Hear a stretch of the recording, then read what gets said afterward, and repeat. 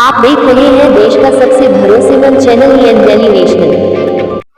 देखिए, यूजीसी जो बिल लाया गया वो पूर्ण रूप से कमेटी बना के, और जो रोहित बेउला और देश के अंदर जितने भी घटनाएं हुई, यहाँ तक कि गोरखपुर में भी विगत 2 साल पहले एक प्रियंका भारती नाम की लड़की का आत्महत्या कर दिया गया, हत्या कर दी गई गोरखपुर विश्वविद्यालय में। इसी तरह की तमाम घटनाएं इस देश के अंदर हो रही हैं, जो SC BC OBC के लोगों के साथ हो रहा है। यहाँ तक कि माइनॉरिटी भी उससे बचा हुआ नहीं है। आए दिन देश में कहीं न कहीं उच्च शिक्षा में, चाहे वो मेडिकल के ग्राउंड में क्षेत्र में हो, इंजीनियरिंग कॉलेज हो या विश्वविद्यालय हो, कहीं न कहीं अनुसूचित जाति SC ST OBC के छात्रों के साथ घटनाएं घट रही हैं। और ये घटनाएं अभी यूजीसी बिल आने के बाद अभी एक रिजल्ट आया है जो मेरे मोबाइल पे है, जो ब्राह्मणवादी स्वर्ण मानसिकता के लोग रिटेन में 137 नंबर 138 नंबर पाए हैं, और उनको इंटरव्यू में वही ब्राह्मणवादी व्यवस्था के टीचर जो है, प्रोफेसर है, वो 210 217 नंबर देके जो मेरिट में हमारे लड़के आए उनको काटने का काम कर दिया है।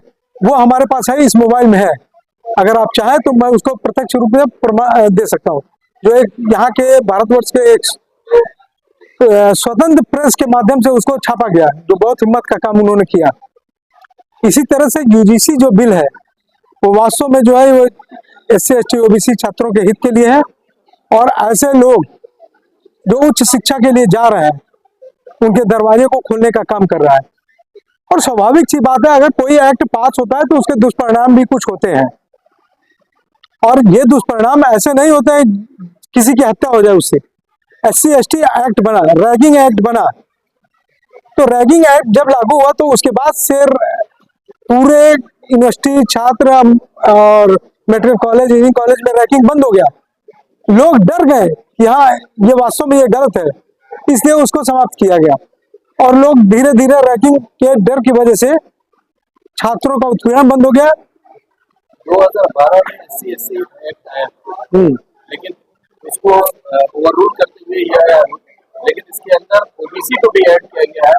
अब क्या आप लोग का स्टैंड? 2012 में आपने कहा SC ST एक्ट आया, 2012 में SC ST एक्ट नहीं, UGC एक्ट आया था। UGC एक्ट अभी जो है OBC भी उसके अंदर ऐड कर दिया गया है। हाँ, अब क्या करें? ऐड कर दिया, अच्छी बात है कि शोषण तो जो गरीब है, देश का 85% जो व्यक्ति है, जनसंख्या है, शोषण तो उसका हो रहा है, जिसके पास धन नहीं है, जमीन नहीं है, शिक्षा नहीं है। अगर शिक्षा के आज आयाम इतने जरूरी हो गए, हर व्यक्ति के लिए शिक्षा होना जरूरी है। बाबा साहब ने कहा था, शिक्षा वो शेरनी का दूध है, जो पिएगा वो दहाड़ेगा। और यही डर उन लोगों के मन में सता रहा है कि अगर सारे लोग शिक्षित हो जाएंगे तो हमारा अस्तित्व समाप्त हो जाएगा।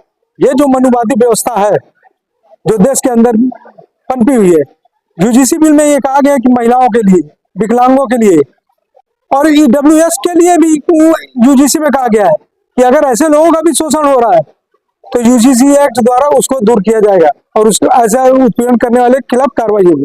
ये जो 2026 की बात कर रहा है, उसमें EWS का कोई जिक्र नहीं है। EWS का जिक्र है। आप दिव्यांग जो है, दिव्यांग का जिक्र है। दिव्यांग की कोई जाति नहीं होती है, महिलाओं की कोई जाति नहीं होती है, तो वो किसी भी वर्ग की महिला हो सकती है, दिव्यांग हो सकता है, जिसके साथ उसके आधार पर उसका शोषण होता है विश्वविद्यालय में। अभी आपने देखा कि किस तरीके से इस भारतवर्ष के प्रधानमंत्री का शोषण लोगों ने अपने विरोध में कहा, ये तेलिया है, तेली। क्या ये शोभनीय है? इस स्तर पे जाके अगर एक किसी व्यक्ति की आज पूजा हो रही थी और ये कि यूजीसी बिल आने के बाद से उसको तेलिया तेलिया कहने लगे, क्या ये उचित है? ऐसे व्यक्तियों के खिलाफ कार्रवाई नहीं होनी चाहिए। ऐसे व्यक्तियों के खिलाफ भी राष्ट्रद्रोह का मुकदमा दर्ज होना चाहिए। और ऐसे लोग जो कर रहे हैं वो अपने आप को इस देश से, इस देश के संविधान से अपने आप को ऊपर मान रहे हैं। वो किसी भी सूरत में ये चाहते हैं कि इस देश का संविधान खत्म हो, इस देश में मनुवादी व्यवस्था लागू हो, और जिस तरीके से पहले चलता था ये गुलाम बने रहते थे और ये गुलाम बने रहे। लेकिन यूजीसी बिल और तमाम देश के ऐसे बिल हैं जो राष्ट्र के 85% व्यक्तियों को प्रोटेक्ट करने के लिए लाया गया है, और जिससे ये सुरक्षा कवच के रूप में समाज हित में काम कर रहा है। क्या चाहते हैं? हम ये चाहते हैं कि यूजीसी बिल जैसे SC ST एक्ट लागू हुआ, यूजीसी एक्ट भी लागू हो। उससे अगर कहीं लोग प्रभावित थे, तभी तो ये बिल आया। रोहित वेमुला और प्रियंका तलवड़ी जो थी, जिनके माँ और उनके परिवार वाले द्वारा सुप्रीम कोर्ट से लेकर उच्च अधिकारियों तक ने को सूचित किया कि मेरे लड़कों के साथ इस तरह घटना और यंत्र एक घटना घटी, और उसी के परिणाम स्वरूप यह बिल लाया गया, संशोधन करके संसद में पास हुआ और लागू किया गया। ऐसे बिल की सख्त जरूरत थी जिससे समाज के लोगों को सुरक्षा कवच मिले और लोग सुरक्षित होकर अपने बच्चों को पढ़ा लिखा सकें और देश के मुख्य धारा में जोड़ने का काम करें। यही नहीं, इस देश में आज तक उच्च शिक्षा में SC ST OBC का आरक्षण पूरा नहीं किया गया। न वहां पे प्रोफेसर है, वहां पे रीडर है, कोई किसी की भर्ती नहीं की गई। अभी देश के 47 यूनिवर्सिटी जो है केंद्रीय विश्वविद्यालय है, जिसमें 37 विश्वविद्यालय में 37 स्वर्ण मानसिकता के लोग वहां पे BC के रूप में है, 7 सिर्फ SC ST OBC है। क्या यही है इस देश का कानून कि 10% बिना आरक्षण के 100% से ज्यादा आरक्षण ले रहे हैं, और जो 85% है वो 85% होकर भी 10% आरक्षण नहीं पा रहा है।